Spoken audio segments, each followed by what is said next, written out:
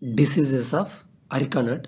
So my name is NH Shankar Reddy and I am doing PhD plant pathology in Annamalai University. So these are all the list of important diseases in arecanut. Mahali disease or coliroga or fruit rot, so which is caused by Phytophthora arecae, and foot rot or anabiroga, which is caused by Ganoderma lucidum. Dieback or blood and shedding, which is caused by Coltotrichum gliosporites. Bud rot, which is caused by Phytophthora arecae. Stem bleeding caused by Thiolepsis paradoxa. Yellow leaf spot, which is caused by Carularia species. Collar rot fusarium species. Yellow leaf disease, which is a phytoplasmal disease. So now I'll see in detail about one by one. So the first one is the Mahali disease, coliroga or fruit rot. So the name itself indicates a rottening of fruits. The most important and the prominent symptom is excessive shedding of immature nuts is the most important symptom of this Mahali disease. So where if you see the excessive shedding of immature nuts and water soaked lesions, if water soaked lesions appears on the nuts and then immature nuts are falling or shedding too much, so this is the symptom of Mahali disease or coliroga disease.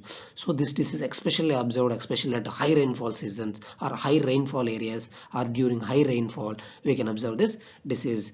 So it's not only appearance of shedding of immature nuts, but also inflorescence on all the rachis can be affected. Once we cut open and once we open this immature nut, we can see this brown color discoloration and spreading of this infection from all over the nut.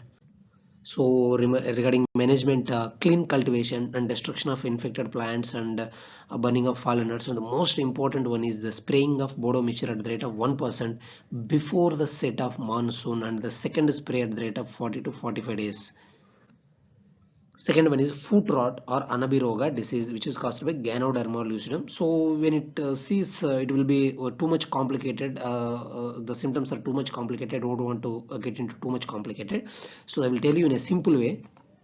So here all leaves, inner leaves or upper leaves, outer leaves, all the leaves which droops down very slowly, it droops down. So the inner leaves, initially the leaves slowly convert into yellow in color, and the all leaves, maybe inner leaves, upper leaves, all the leaves will dry off, will dried. If we can see a drying of all the leaves will dry off, and leaving the stem alone. We can see the stems simply look like this, like telephone like symptom can be seen. It is also the characteristic symptoms of coconut kadankadan virus.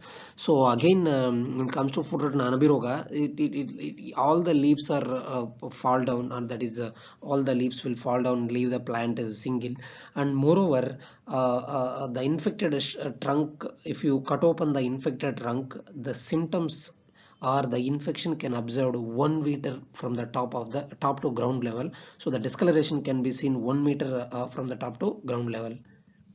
So coming to the management aspects, clean cultivation and destruction of infected trees and stumps, and so many will be there. Proper application of drainage facilities or fertilizers, all the stuff. But the important one is application of 1% bodo mixture. Frequently intervals can efficiently check this disease.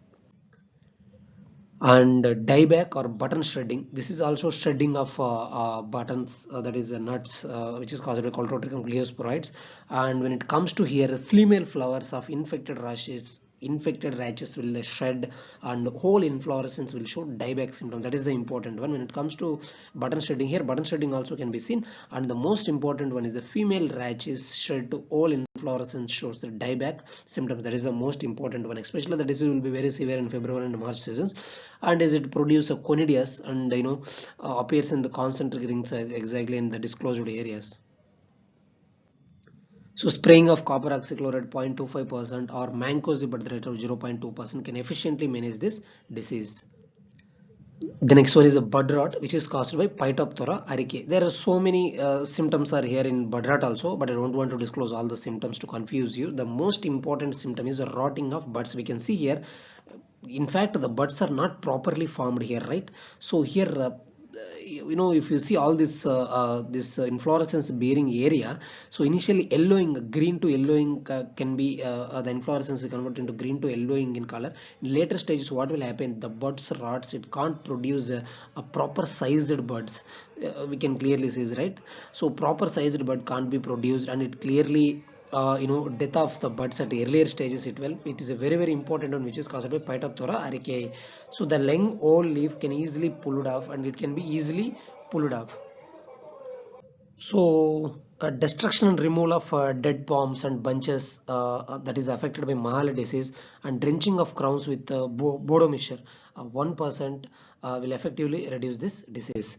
So yellow leaf disease, which is a phytoplasmal disease. Here when it comes to the symptoms of yellow leaf disease, we can on the right side two pictures are here, right?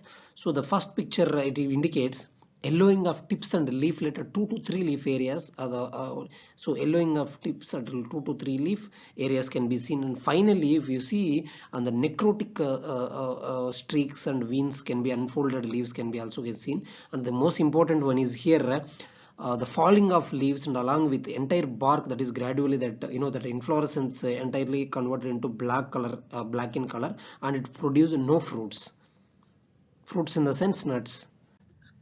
So maintain the tree in seed vigor and growing of resistant varieties, and few of the resistant varieties are available for this petaplasmal disease, that Mangal and South Kanara, and application of potassium and magnesium more than the recommended level can efficiently reduce this disease. So regarding questions, definitely arecanut, there are a lot of questions that may expect, especially causal organisms, and maybe the kind of symptoms, that is a wide range of symptoms that is produced, definitely we can expect. So this is a book which was published by myself, so that can be much useful for almost all graded plant pathologists. Interested students may take a look into.